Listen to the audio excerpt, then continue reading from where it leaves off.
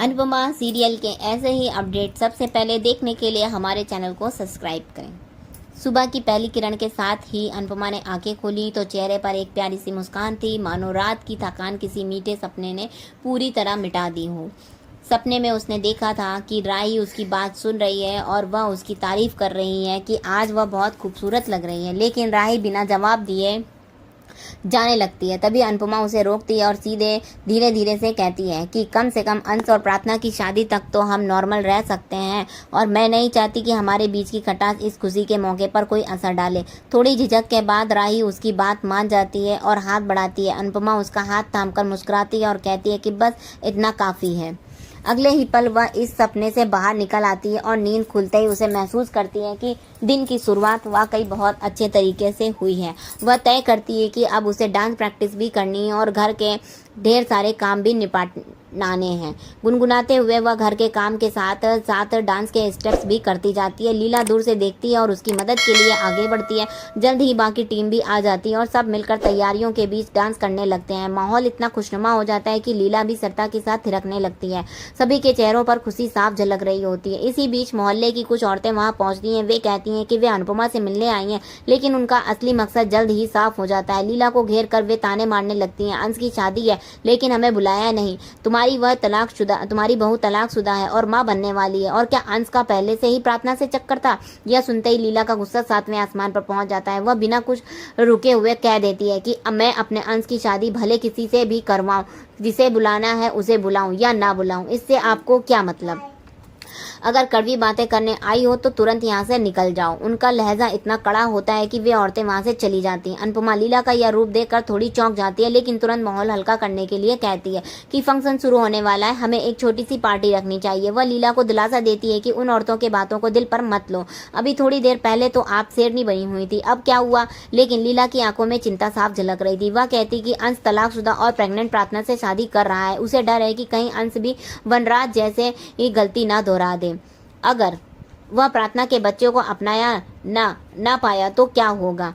अनुपमा उसे समझाती कि अंश वनराज जैसा नहीं है, लेकिन लीला कहती कि औरत के लिए किसी और का बच्चा अपनाना आसान होता है, मर्दों के लिए नहीं। वह अनुज का उदाहरण देती है जिसने दूसरों को बच्चों को अपनाया, लेकिन कहती है कि हर कोई अनुज जैसा नहीं होता। माही के मामले में उसने देखा कि काव्या व वनराज के बीच झगड़े होते थे और वंश हमेशा वह वैसा अंश और प्रार्थना के बीच नहीं देख सकती। वह साफ कहती है कि वह इस शादी के खिलाफ नहीं है, लेकिन अपने मन का डर जरूर बता रही है। शाह हाउस में रिश्ते टिकते नहीं, और अगर अंश और प्रार्थना का भी रिश्ता टूट गया तो?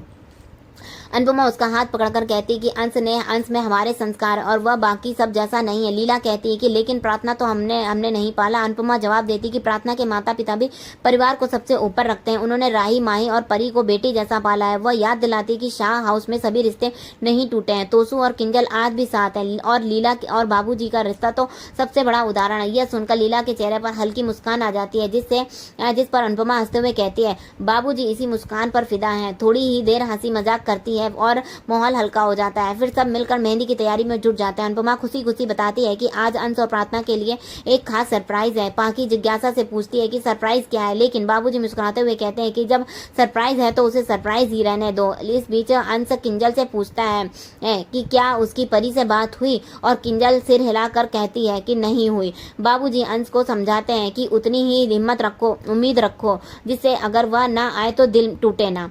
अंश उदास होकर कहता है कि अगर वे सब आ जाते हैं तो मेहंदी और खुशियों का रंग गहरा हो जाता है, वरना सब फीका पड़ जाएगा। और तभी दरवाजे से आवाज आती है कुछ फीका नहीं पड़ेगा। अंश पलट कर देखता है, वो तो वहाँ राही माही और परी खड़ी होती हैं, चेहरे पर मुस्कान और आंखों में अपनापन लिए। उनके आने से पूरे घर का माहौल जैसे एकदम से रोशन हो जाता है और अंश की आंखों में भी चमक लौट आती है। यह पल ऐसा था कि जिसमें मेहंदी के दिन सचमुच खास बना दिया।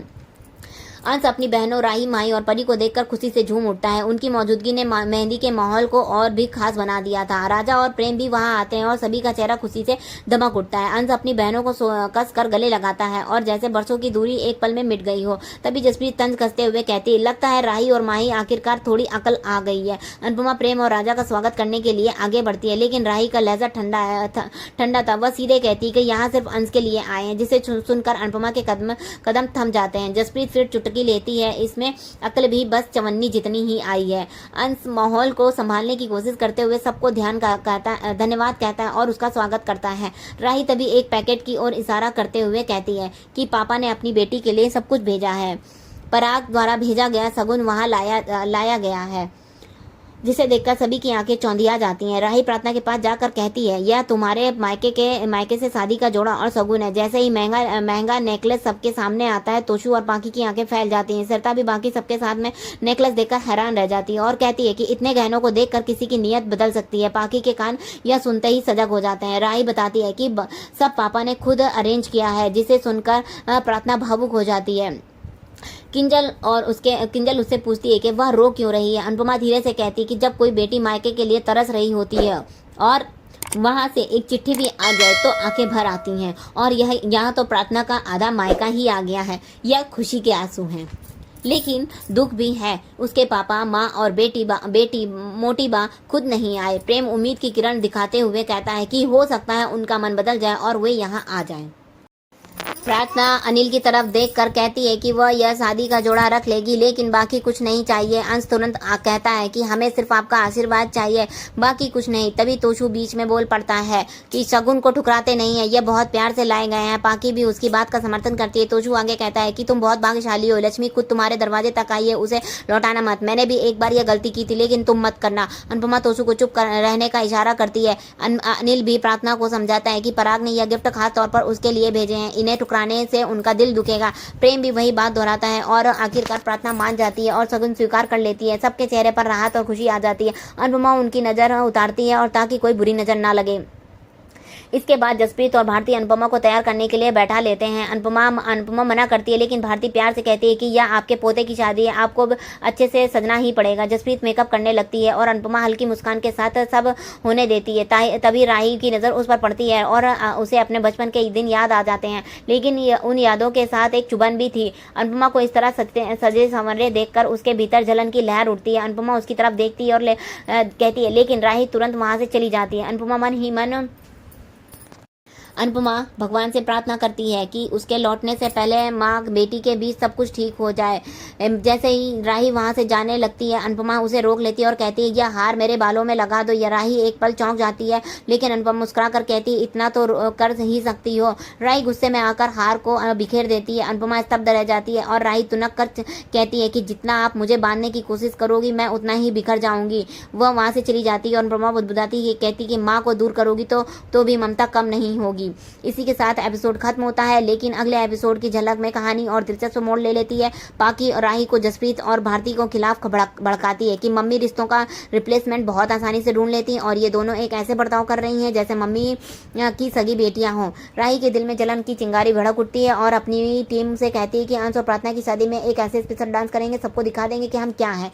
जसप्रीत उसकी बात काटते हुए कहती है कि तुम्हारा मतलब हमसे है, हम मैदान में आओ, हम भी दिखा देंगे कि हम क्या चीज़ हैं। माहौल में हल्की सी चुनौती और तकरार के बीच सब एक साथ डांस करने लगते हैं, जैसे शादी की रस्मों के बीच एक दोस्ताना मुकाबला चल रहा हो। लेकिन इसी दौरान तोशु की नज़र सरिता पर पड़ती है, जो किसी फोन पर धीमे धीमे बात कर रही होती है। उसे शक होता है कि वह तुरंत उसकी वीडियो बना लेता है। बाकी उस वीडियो को देखकर मुस्कुराती है और मन में सोचती है कि यही मौका है अनुपमा की टीम का पर्दाफाश करने का। आज का एपिसोड भावनाओं, रिश्तों और छुपी हुई चुनौतियों से भरा है, जिसमें खुशी के पलों के साथ साथ आने वाले तूफानों की भी आहट भी थी। आगे का एपिसोड देखने के लिए हमारे चैनल पर बने रहें। चैनल पर नए हैं तो सब्सक्राइब कीजिए, वीडियो को लाइक, कमेंट, शेयर करना बिल्कुल मत भूलिएगा।